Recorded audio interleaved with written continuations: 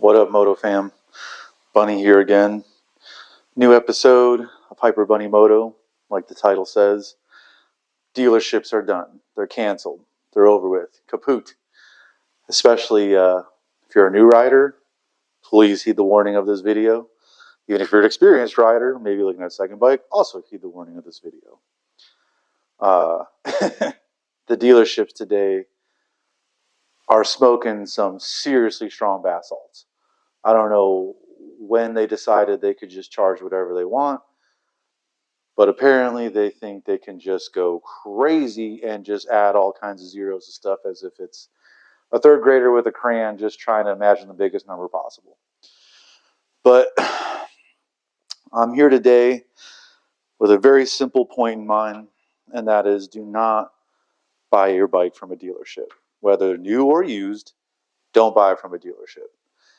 Now, you get a lot of people, especially the older crowd, that will tell you, dealerships, the only way to go, buying new, the warranty you get, blah, blah, blah. And if you're willing to drop $30,000, $40,000, like, you're going to get a warranty. But to be frank, you're kind of like backtracking, really, because the amount of money you could spend on a used bike and have way more money than that left over to fix anything that would go wrong is still a lot less than what you would have paid for a bike brand new with all of the warranty perks and all the other stuff. Having that said, if you really want to get a good deal and you want a reliable bike and you want to have, very little issues, there's a way to do it. Just like there's a wrong way to do any purchase, there's a right way to do it. And my hope today is that I can steer you guys into a path that will save you a lot of money and get you a much better deal on a bike that you really want. And, hearing it from somebody who rides and who's ridden for 20 years, I think that my opinion is worth more than some salesman who's just trying to get their commission out of you. So starting off the segment, we'll start off with the first half, which is going to obviously be why you should not buy from dealerships. And that's basically as simple as starting off with the price. These new bikes, even the R3s, which is what a lot of you guys are probably looking at watching this video. A lot of prospective riders, I imagine, are watching this. And they're looking at their Facebook marketplace. They're looking at OfferUp. They're trying to find a good deal, and they maybe don't know what they're talking about. They don't have the experience yet to differentiate a bad deal from a good deal, and they're just kind of feeling lost. And then a lot of the times they'll just go to a dealership because it kind of eliminates the guesswork. And as much as that can be a convenience, the problems that it'll create down the road are just not worth it. The prices you're going to pay, the interest rates you're going to be locked into are just wild today. I can't tell you how many times I have met a new rider that just got their R3 or their BMW G310 or a Honda 400 or something like that, and they are just like, oh, I would go do this or I would go do that, but I'm broke. And I'm like, well, why are you broke? And then they're like, oh, because I'm still paying on the bike. And I'm like, what are you paying? And they're like, well, I paid 10, 15K for this little R3 or this little 310. And I'm like, why would you put yourself in that much debt for an entry-level toy that you're going to want to get rid of in a year? Like, it's wild. It's insane.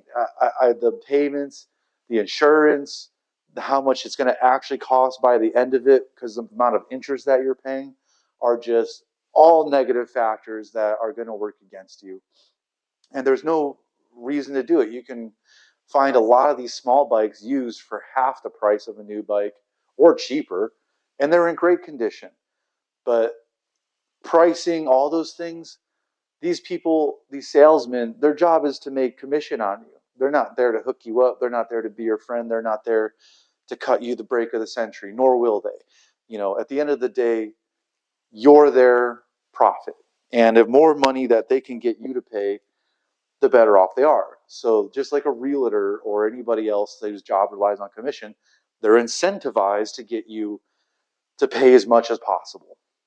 Now, you can fall for the trap and ride it out. If you know, okay, this bike's going to be my forever bike, sure. But when it comes down to it, you're basically making them money and you're the one who's going to suffer for it. So you're going to be the one sitting there at the end kind of like, wow, I just got screwed over, like the Wile E. Coyote when the roadrunner leads him off a cliff and he turns into a sucker and falls. Like that's going to be you. So I wouldn't recommend doing that. Another one of these little sneaky practices that they like to do is they like to put the add-ons in there. Like, oh, we're gonna, also you could finance your gear and all these crazy overpriced leathers and all this other stuff that you're frankly probably not going to wear most of the time. Or it's just completely outlandish and inappropriate for the style of riding that you're doing. They want to get rid of their overstock. They want to get rid of stuff that's been sitting on the shelf because the new year's coming around, and they're looking at you as the new rider going, oh, we can get this guy good. We can take him for everything and just rake you across the coals, which is what they're going to do. So, with the sticker shock already, because you can't go into it thinking like, oh, I'm okay with spending X amount of dollars, and then you walk out of there and you spend double that because they just convinced you to keep putting and putting and putting next things on, and then before you know it, you're $5,000 over your deal, and this guy's over there trying to convince you that it's the smart move to make because he's going to put you in at 7% interest on your freaking loan. So just these add-ons, these little, well, you're going to have your helmet and your jacket and your gloves and your boots included and all that. You can go find better deals for that stuff from other places. You really don't need to go to the dealership because they have the highest markups of everyone. And I personally wouldn't recommend buying just about anything from them, really, when it comes down to it. So don't fall for the markup scam. Don't fall for the freaking add-ons of gear and everything else, because that's one of the many, many ways they basically get you to spend way more than you want by financing everything. And it's just going to increase your monthly payment and the amount of time you're going to be paying interest. My real stance on dealerships is that, like all companies that use a third-party service, because if you don't know, that's what dealerships are. Dealerships are middleman, right? The company like Yamaha essentially sells their bikes to the dealership, and the dealership in turn flips them to you with their markup in their profit. And yeah, the Yamaha won't sell you the bike directly, but there's a lot of other ways to get around better prices that you don't have to pay dealership prices. We'll get into that in the next half, but like the dealership is purely a middleman, and a middleman is always going to try to maximize their profit. And what they've done today is created an environment where they are preying on new riders to be as gullible as possible, where they can just basically fast talk you into signing a deal and lock you into these outrageous payments and interest rates so that they can make their commission. And it's as if every dealership's gone in competition to see how hard they can screw everyone. It's like they're not even, the free market was supposed to incentivize people to be competitive in pricing, which meant that people would basically get a better price and a better product because of all the competition that's there. But with dealerships, it seems to have gone the opposite direction. They're going up in price. They're giving you less. They're doing their best to just put you at the highest interest rates they can get away with. Everything that they can do to rake you over the coals, they do. And it's my personal philosophy, especially from my generation. Before there was cancel culture, we had boycott culture. And it's basically the same thing. If we didn't like what a company did or a practice that they were doing, we didn't buy from them.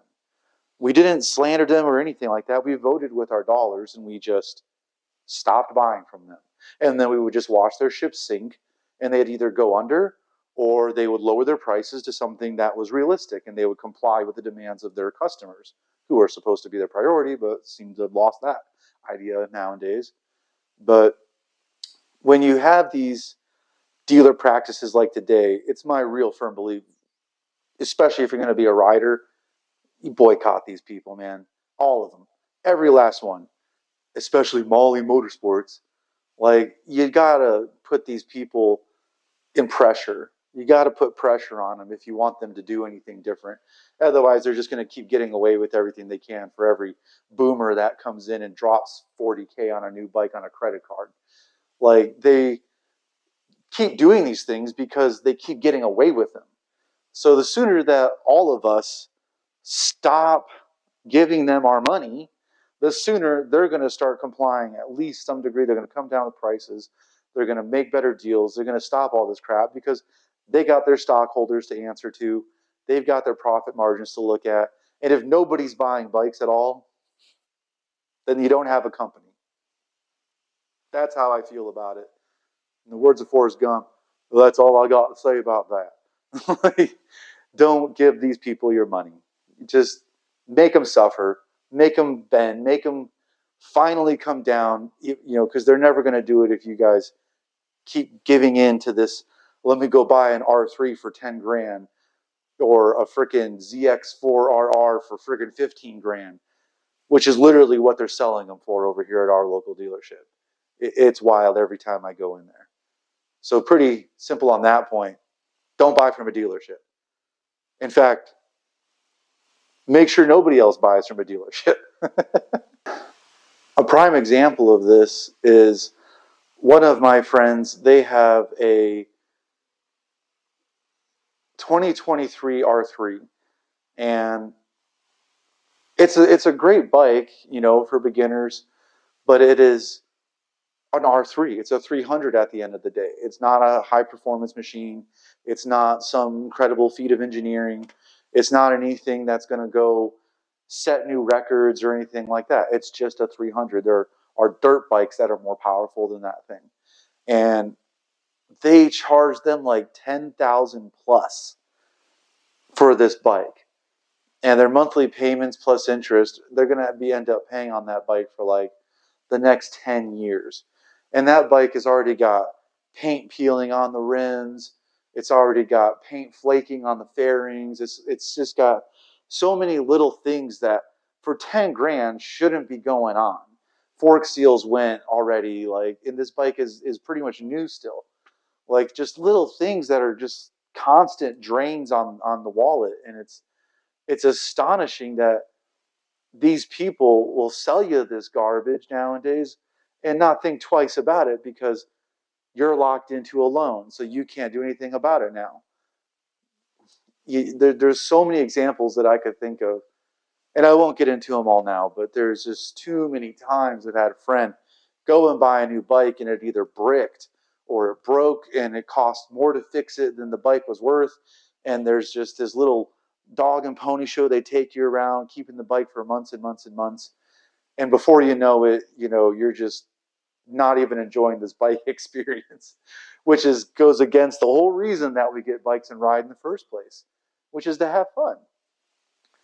So the dealerships, in my eyes, have never done any favors for anyone. They've never assisted in making bike ownership more enjoyable for people. And if you comment your experiences with this, because I'm sure a lot of you have had similar ones. Otherwise, I wouldn't be hearing all the stories that I do from people and fellow riders. All right, coming into the second half of this video, which is why you should buy used. And I got a lot to say on this one because I've never bought a new bike. I've come close, but just ended up walking out of the dealership every time they started talking real numbers and stuff. I was like, "You're freaking smoking crack." Like, I don't know what makes them think I'm okay with spending that. So I'd always go and I'd go to the used markets. Everything I've bought and used, and I've had no issues. But I know what the first thing is that a lot of you guys are going to say, and that is, don't buy used. You hear it from your parents or other people, and they'll tell you, don't buy used. You're going to end up inheriting somebody else's problem. They're just trying to get rid of it. They don't want it to be their issue anymore. The bike's going to be super problematic and breaking down, and it's going to have issue after issue after issue. And that does happen. I'll give them that. That does happen, of course. But that's leading into the point I want to make here, which is when you go to buy a used bike, especially if you're a new rider, this would mostly apply to you newbies. Go with somebody that has a bike and has been riding for a while, because they're going to be able to look at the bike and notice all the things that you're not even thinking about, and tell you exactly what's wrong with it, tell you if it's worth it or not, if a fix is worth it and it's not going to cost more than the bike you're buying it for. There's a lot of variables that go into buying a used bike, and I'll have a whole nother video on just the buying used process and all that in depth coming up soon. But when we're talking about just showing up to a total unknown, if you don't have the experience, bring someone who does. Use your resources, your friendship circle. Trust me, us bikers love to talk about our bikes and bikes in general. We'll be more than happy to assist you in finding a good used bike. We love that stuff. Definitely don't chance it, is the big point there. Always rely on people with experience, knowledge, and wisdom. Some of the obvious big benefits to having a used bike is that obviously you're going to get a way better price, and the miles are not going to be that bad. You're going to not have to pay for full coverage insurance on the bike because there's no loan on it. You'll own it outright, which is a really nice thing to have when you have title in hand. That's just so much weight off of your shoulders and chest. You own that bike, there's nothing else you need to do other than your maintenance and things like that. But that bike's yours. The bank doesn't own it. If something happens, you're the one who gets all the money from it being destroyed or something from insurance. It's you who's going to get any benefits of ownership, as opposed to not being able to do stuff with it because there's a lien on it. Now, you'll see some used bikes out there with liens, and if there's very little left on it, it could be worth it. Sometimes those people are pretty desperate, you'll get a good deal. And that's because they bought new from a dealership. Their loss is my gain. But be cautious once again. Trust your resources, the people with experience on that. But you don't have to fork all that money out monthly, which is a huge load off your chest. Which brings me into the second point here. A prime example with my experience, the last two bikes that I bought were both R1s. This being my most recent. This is a 2013 R1. I bought this used with 20,000 miles on it, and get ready for it, drum roll it, $3,600. And I know the comments are just going to light up with, you're full of shit, that's impossible, I've never seen that deal, blah, blah, blah, blah, blah. And we'll get into this more in my used buying video, but the power of the deal in cash speaks volumes. Cash is king, baby. Cash is king. But this bike had no issues. It was perfectly mint. It was honestly one of the cleanest looking bikes I've ever come across. Even the internals in the engine were just immaculate. It was spotless. Everything on the bike looked so maintained and cherry. I had no complaints. I actually got kind of frustrated when I was looking at it because I was hoping to find something wrong with it so that I could talk them down even lower. But there wasn't. The bike was in such good shape. I had to take it at the initial agreement. The guy was originally asking $8K, $8,500 for it, and I had talked him down because he didn't have a title. But here in California, so long as you have a bill of sale, you can go to DMV and get a title made, no problem. So it's not a difficult process. But I convinced him that it was a super difficult ordeal. So he ended up going way down in price. And of course, I checked the VIN and made sure there was no liens, no theft, no nothing, no salvage. Perfectly clean. Completely clean bike. Deal of the century. The bike before this one was a 2014 R1. Same deal. That guy was moving out of state. He needed cash fast. He was originally asking $9,000. I talked him down to $4,200. And I held up cash and said, this is what I got. Do needed it real bad for the move, right there on the spot, signed for the title, done. These deals are out there everywhere if you're willing to lowball a lot of people. But that's a whole other tactic in the other video. But the point being is that name another time you can ever go to a dealership and buy a bike that's in mint shape, one of the most desirable bikes of all, which is an R1, the Crossplane edition, all that jazz, for under 5K. It doesn't exist.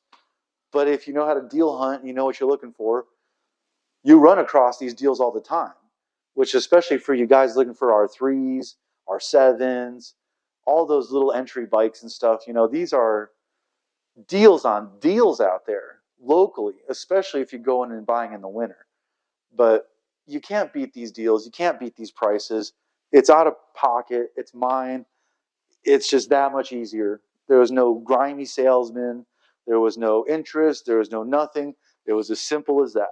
Now, another really good point to make here about used bikes is that most of the time, if you're picking a good deal, you're not going to buy the scrap, salvage, barely running or non-op, non-running ads you see on the used freaking bike sales. You're going to, for the most part, come across bikes that are in pretty good shape, if not immaculate, lowish miles.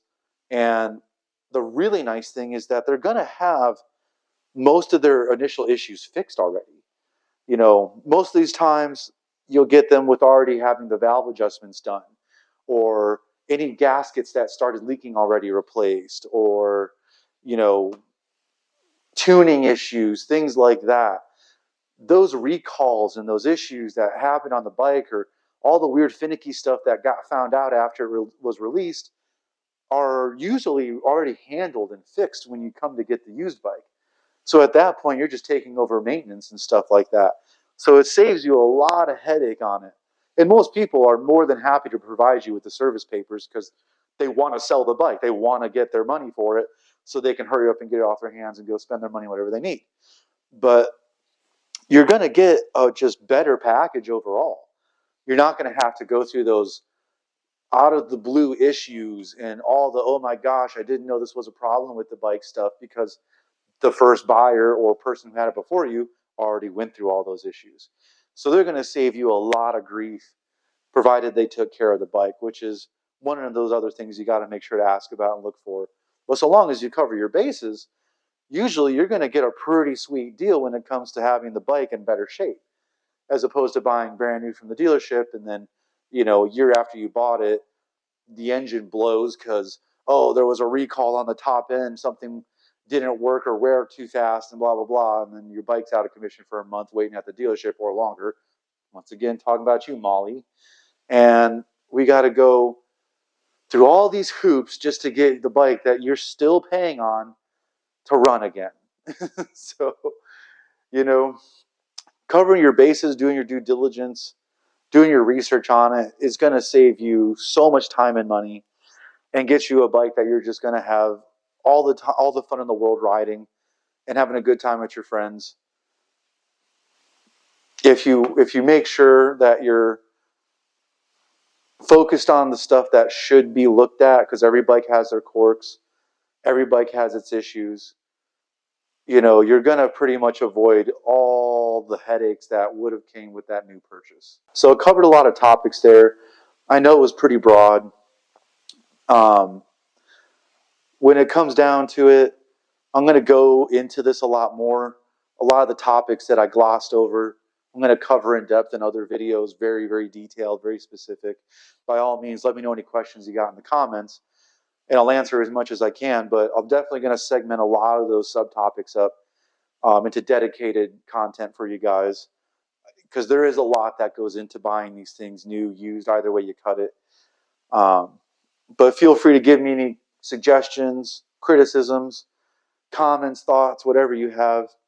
Next video that I make for sure after this is going to be a video completely and solely on buying used from start to finish. All the details, all the questions, all the little tricks and stuff you got to look out for, scams, you name it. So stay tuned for that. But otherwise, Bunny out. I'll see you all in the next one.